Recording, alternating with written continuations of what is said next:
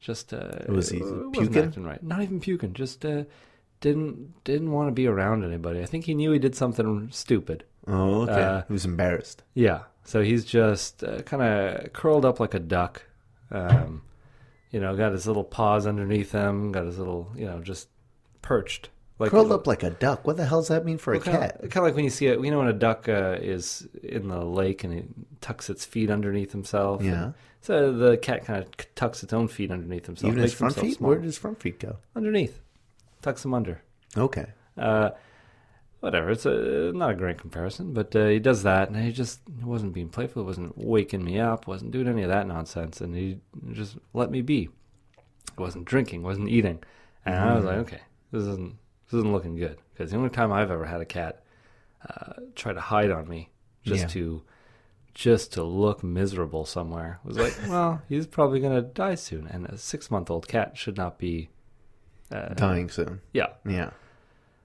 So I took him to the vet. Figured, that's going to be $60, but at least they'll tell me it's a regular feline fee. Felines get sick, cats get sick. This is a regular cat sickness. He's good gonna old be cat good. cold. $60 for that. Yeah. And I'm like, okay, the peace of mind is worth it. Mm-hmm. Oh, it was much more than that.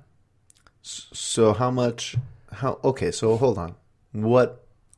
The cat didn't just have a cat cold. No. Do we know that the cat drank some Drano?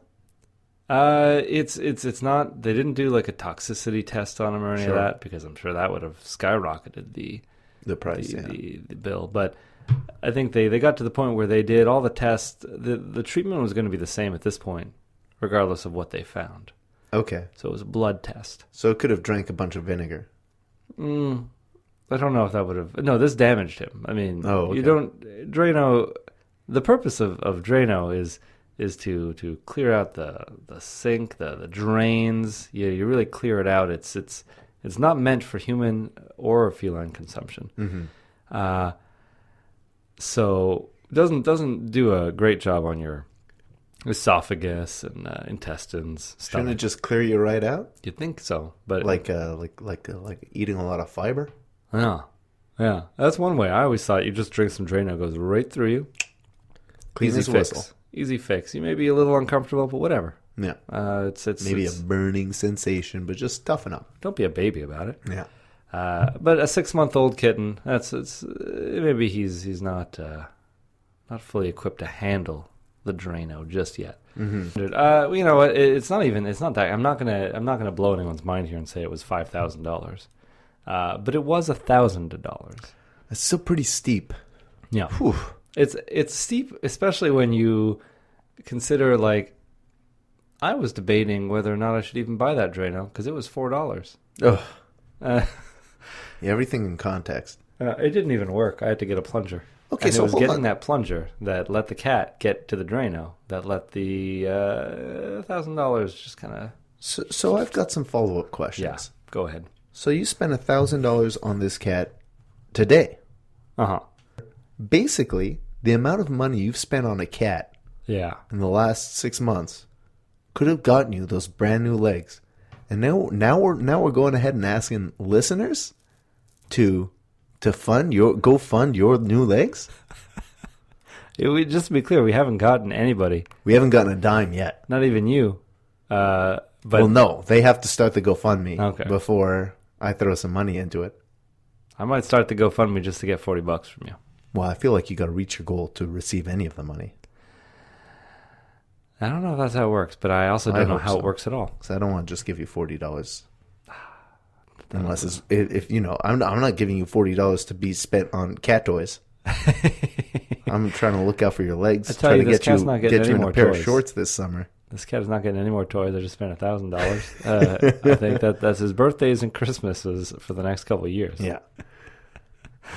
All right. Long and short of my point is, I'm waiting it out. I'm probably not taking the cat to the vet. The vet tells me it's going to be as much as $1,500. I go, thanks, but no thanks. I'll take my business elsewhere and just go home. Pay that $60 consultation fee. I mean, it's a 6-month-old cat. If it was like a 16-year-old cat and they were like, it's going to be $1,500, I'm like, well, we had a good time. But at that point, I'm 15 years more attached to it. So That's who right. knows? Who knows? That's what I always thought that about babies. It's like, why do people get so sad if a baby dies? You weren't that attached to it. Yeah, but it's the unknown potential. But you could have another This one. this baby could be the next Albert Einstein for all you know. Yeah, it could, but like the But next once one. the kid is like 20 and you go, I don't even like this kid. I know he's my son, but he's kind of a jerk. Yeah. Let him die. I guess. But like 2 years, 2-year-old baby, you have another one. After 2 years, you're caught back up. You're back where you started. I see what you're saying, caught back up, but we don't know the missed potential of baby one. Yeah, but May have been the next Yo-Yo Ma. But sometimes baby one needs to get out of the way before baby two has a shot. Because you'd never have baby two if baby one didn't kick the baby bucket. But maybe baby two is being pushed by baby one. Baby one is a great success, and baby two needs to outdo baby one, and then they become Yo-Yo Ma or Albert Einstein. There's more babies. There's baby 3, baby 4, and I'm just saying some babies need to move on for other babies that would have never even been conceived. I see your point. Happen. What's the missed potential of all the babies that will never be born if other babies don't die? It's just food for thought. It's food for thought. But this reminds me. I don't like this conversation. This reminds me, Sebastien. What was this thing you were talking about? You had Seba's baby bubble something? Oh, yeah.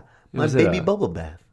You had baby bubble bath. Yeah. Seba's baby bubble bath. Okay, now what is that? It's a bubble bath formula for babies. Because I went to the pharmacy. I said, I want a bubble bath. Oh. I've got a bathtub that's not huge, but big enough for me to take a bath. I'm looking at all the bubble baths. There are these bath bombs and stuff, and I'm looking at them, and all the prices seem a little too much for a grown man who just wants to take a bubble bath. Yeah. Let me look into the children's bubble baths. What do we have? Oh, okay. Oh, wait, what is this? This is a lavender baby bubble bath, and it's like $4. Done. Sold. I know it's for a baby's delicate skin that I don't necessarily have, but whatever. Let me treat myself. Have a nice relaxing bubble bath. Pour some of that pink liquid into the bath and make a bubble bath. Sit in there. Oh, this pink liquid. Maybe I'm gonna play some Kirby. He's a little pink character.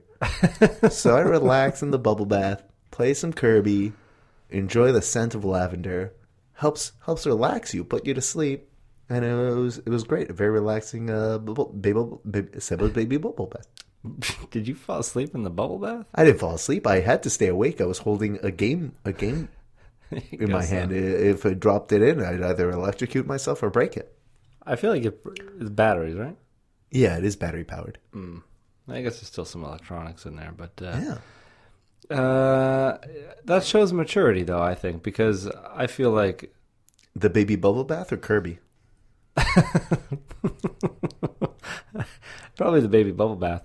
I'm thinking, if I go in looking for bubble bath, when I'm thinking of bubble bath, I don't know many brands, but I know that I'm probably going to just pick up the one I know and trust, Spider-Man bubble bath, because it's always around. Sure. And it's a trusted name. If I trust one name when it comes to bubble baths, it's Spider-Man. Yeah, you only get one every now and then when you deserve it. But it's nice. Probably no lavender though. No, that lavender smell was real nice. It really made the whole washroom smell lovely. I might treat myself to I just spent $1,000 on a cat. I can probably have a $4 baby bubble bath of my own. Now you're probably stressed about money. $4. $4. What is that to have a nice relaxing hour or so in the bathtub? Yeah. Pour a bunch of that bubble bath in there. Maybe bring a cup of tea and just take it easy in there. A tea, I can't afford the hot water. Well, no, yeah, you can. Not even a bath. It's gonna be cold water. Okay, now this bubble bath sounds a lot less relaxing. You're You're not gonna be sleeping easy after this bath. No. So Perhaps it'll be speaking easy though. Ooh. So after we left the restaurant tonight, Foiegwa, there's the business owners opened a conjoined business. They replaced a Belle Province restaurant with this smaller restaurant, and in sort of like a double L formation, they come together like puzzle pieces or Tetris pieces. They also have a speakeasy with an entrance down an alley on Atwater. And it's called Atwater Cocktail Club. And you go down an unmarked alley. There are no signs. There's only a door with a little sliding window. A little visor. Just a little window with a little door that slides so that they could peek at you. Matthew, you got a real kick out that door. My two favorite kinds of doors are those doors where you just see the person on the other side's eyes. And my other favorite door is the door from The Wizard of Oz when they went to the Emerald City, and he opened up this little round door. If you remember that. I don't remember that. I always love those little round doors where you open. Do you have to like basically crawl through a little round door? No, it's kind of like a peephole, only it's a little door instead. And so he opens the door and is like, "What do you want?" Yeah. And then it's a small door on the door. Yeah. Yeah, okay. And then you close that, open it up a few times. It was a little, a little back and forth. Yeah, they didn't trust him right away. It's a lion and a robot-looking thing and a scarecrow. Not a robot. And dogs in a basket. It's a whole thing. But eventually they let him in. But every time I see a little door, I want a little round door. But now I'm thinking I want this little visor door. It feels like we needed to know a password to go in. Yeah. I wish there was a password and we knew it. Yeah. I wish there was something like that. And even if the password was something really simple. Like, I don't even know how to know the name of the place. We had to look it up after we left. Yeah. We were looking at the menus and it didn't even say the name of the place. It just had a weird symbol. Just a weird, it looked kind of like Aquaman's A. It was a weird A symbol. Yeah. And it's like you walk into this place, you open the door, and there's a black curtain and someone there to greet you. Yeah. And seat you. We only wanted to walk in just to see what it was like. Just scope it out. Just open the door, peek in, look around, and leave. But we walked in and we were the only people in this little black curtained room, and she was like, "I'll show you to your seats." I don't know what she said to you, but I thought she said, like, "Do you have a reservation?" No, and I thought you said yes. And I was like, "You're getting us into a whole heap of trouble here because we're gonna." It was just like, for two, and I was like, I guess so. Already, I guess if we got to be seated, I just wanted to scope it out. Yeah. But I guess I'm so bad with confrontation that she offered to seat us for two, and I was like, two at the bar, I guess. As we were walking in, you turned back and you're like, "Well, I guess we're sitting down. We're gonna have a drink." I figure, I guess I'll at least have like a quick cocktail or whatever. Yeah. And, as long as we're here and scoping it out, I might as well sit down and really, really get a feel for it for a couple of minutes, as opposed to just walking to the back and back out the door. Yeah.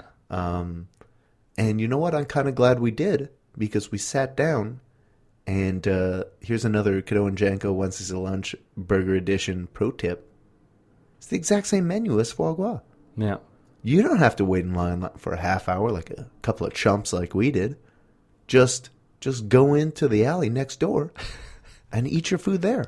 It doesn't sound great going to an alleyway to eat your food instead of waiting in line. But you go there, they have a place to treat you like a secret member of some sort. I thought we were going to walk in there and there'd be, maybe like vampires hanging out there, or I really thought you were going to go a different direction, like flappers and gangsters. No, I was thinking, well, I know it's a speakeasy, so it's supposed to be hidden. Yeah, it is. But you're also thinking it's kind of like...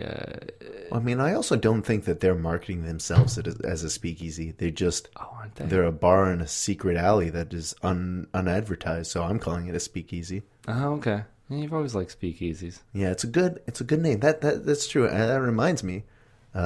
back in college, when I was working for the newspaper, I was doing a weekly bar review. And in my weekly bar review column, I started Raising the Bar. Documenting. Yeah, Raising the Bar was the name. A little picture of a raisin. And, no. But you were actually raising up a bar. To get to a beer. Yeah, that's what it was. And in the second year of that column, I decided to start documenting my progress in opening